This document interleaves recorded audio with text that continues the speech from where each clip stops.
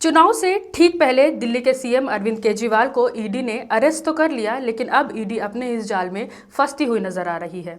ED आखिर किसके इशारे पर विपक्ष के नेताओं पर शिकंजा कस रही है और इनडायरेक्टली किसके लिए काम कर रही है, ये तो लगभग सबको समझ में आ ही गया है। लेकिन अब लग रहा है कि सुप्रीम कोर्ट भी जानना चाहती है कि ठीक चुनाव से पहले दिल्ली के सीएम को एक बड़े विपक्षी चेहरे को गिरफ्तार करने के पीछे आखिर क्या मकसद है। दिल्ली आबकारी नीति घोटाले में मनी लॉन्ड्रिंग के आरोप में जेल में बंद दिल्ली के मुख्यमंत्री अरविंद केजरीवाल ने ईडी पर आरोप लगाया था कि वो बेहद मनमाने तरीके से काम कर रही है। लोकसभा चुनाव की घोषणा के बाद उन्हें गिरफ्तार करने की टाइमिंग पर उन्होंने सवाल उठाया और अपनी गिरफ्तारी को चुनौती देने वाली याचिका दायर की। इस याचिका में उन्होंने ये भी कहा कि उनके खिलाफ ऐसा कोई सबूत नहीं मिला जिससे उनका अपराध में शामिल होना साबित होता है। मंडे को इस याचिका पर सुनवाई करते हुए जस्टिस संजीव खन्ना और जस्टिस दीपांकर दत्ता की पीठ ने अरविंद केजरीवाल की गिरफ्तारी को लेकर ईडी से तीखे सवाल पूछे। सुप्रीम कोर्ट ने कहा कि उन्हें इन सवालों के जवाब फ्राइडे तक चाहिए। इन सवालों के जवाब पर ही अब अरविंद केजरीवाल के केस का भविष्य टिका हुआ है। ईडी अगर जवाब देने में कमजोर रही तो अरविंद केजरीवाल की जेल और जमानत की जो करंट सिचुएशन है वो कभी भी बदल सकती है। सुप्रीम कोर्ट ने क्या क्या सवाल पूछे उसकी बात करते हैं। सबसे पहला सवाल जो सुप्रीम कोर्ट ने पूछा वो अरविंद केजरीवाल की गिरफ्तारी की टाइमिंग को लेकर ही था कि आखिर इलेक्शन से जस्ट पहले यानी आचार संहिता लागू होने से पहले ही अरविंद केजरीवाल की गिरफ्तारी का समय क्यों चुना गया। दूसरा सवाल था कि कार्यवाही की शुरुआत यानी जब मामला दर्ज किया गया और अरविंद केजरीवाल की गिरफ्तारी के बीच इतना बड़ा अंतर क्यों है।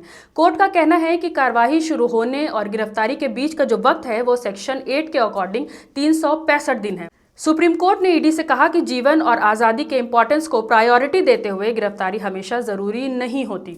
तीसरा सवाल था कि केजरीवाल को दोषी साबित करने की जिम्मेदारी ईडी पर होनी चाहिए या नहीं, या खुद को बेगुनाह साबित करने की जिम्मेदारी अरविंद केजरीवाल पर होनी चाहिए। ईडी ने अरविंद केजरीवाल को गिरफ्तार तो जरूर कर लिया है, लेकिन अभी तक घोटाले में उनकी मिलीभगत को साबित नहीं कर पाई है।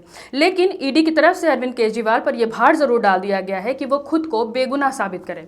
आपको बता दें कि अरविंद केजरीवाल के वकील डॉक्टर अभिषेक मनु सिंघवी ने सुप्रीम कोर्ट में उन गवाहों के बयानों को सिरे से खारिज कर दिया जिनके आधार पर ईडी ने अरविंद केजरीवाल को दोषी बनाया है। चौथा सवाल सुप्रीम कोर्ट ने पूछा कि अरविंद केजरीवाल के खिलाफ उन्हें क्या क्या सबूत मिले हैं, और पांचवा सवाल था कि इस मामले में अरविंद केजरीवाल की मिलीभगत को साबित करिए। आपको बता दें कि एमएस रेड्डी के बयानों के अलावा अरविंद केजरीवाल के खिलाफ ईडी के पास कोई सबूत नहीं है। और एमएस रेड्डी के बयान की बात करें तो उन्हें जब गिरफ्तार किया गया तो उन्होंने कई बयान दिए जिसमें उन्होंने अरविंद केजरीवाल का नाम तक नहीं लिया, और जब बार बार अपनी जमानत के लिए याचिका डाल रहे थे तो ईडी उनकी जमानत पर आपत्ति जता रही थी। और 5 महीने के बाद उनके यानी एमएस रेड्डी के बेटे राघव को भी गिरफ्तार कर लिया गया। बेटे की बेल के लिए एमएस रेड्डी पर दबाव बनाया गया कि वो अरविंद केजरीवाल के खिलाफ बयान दें, तो उन्होंने अरविंद केजरीवाल के खिलाफ बयान दे दिया। इसके बाद उन्हें जमानत मिल गई और अब उन्हें बीजेपी अलायंस से लोकसभा चुनाव का टिकट भी दे दिया गया है।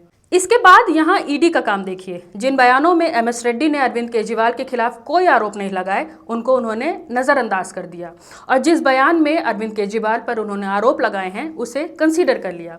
ये क्रोनोलॉजी पूरे देश को समझने की जरूरत है कि पहले किसी को शराब घोटाले के मामले में गिरफ्तार किया जाता है और फिर उस पर अरविंद केजरीवाल के खिलाफ बयान देने का दबाव बनाया जाता है, फिर उसके बेटे को भी गिरफ्तार कर लिया जाता है और इसके बाद वो अरविंद केजरीवाल के खिलाफ बयान दे देता है, जिसके बाद उसकी जमानत भी हो जाती है और उसे बीजेपी से लोकसभा का टिकट भी मिल जाता है। अरविंद केजरीवाल इस चुनाव में विपक्ष का एक बड़ा चेहरा थे। चुनाव करीब है तो जाहिर बात है वो चुनावी यात्रा भी करते, प्रचार भी करते और जनता तक अपनी बात भी पहुंचाते। कहीं ना कहीं सरकार को ये पता था कि अरविंद केजरीवाल अपनी बात जनता को आसानी से आसान लफ्जों में पहुंचा देते हैं।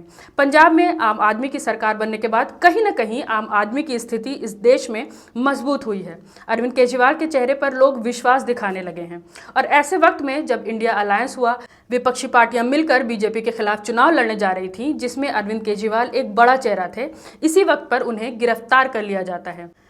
आपको बता दें कि अरविंद केजरीवाल 21 मार्च से न्यायिक हिरासत में हैं और अब वो तिहाड़ जेल में बंद हैं। मैं हूं रुबा अंसारी और आप देख रहे थे मिल्लत टाइम्स। इस पूरे क्रोनोलॉजी से आपको क्या समझ में आया, आप क्या समझते हैं, हमें कमेंट करके ज़रूर बताएं।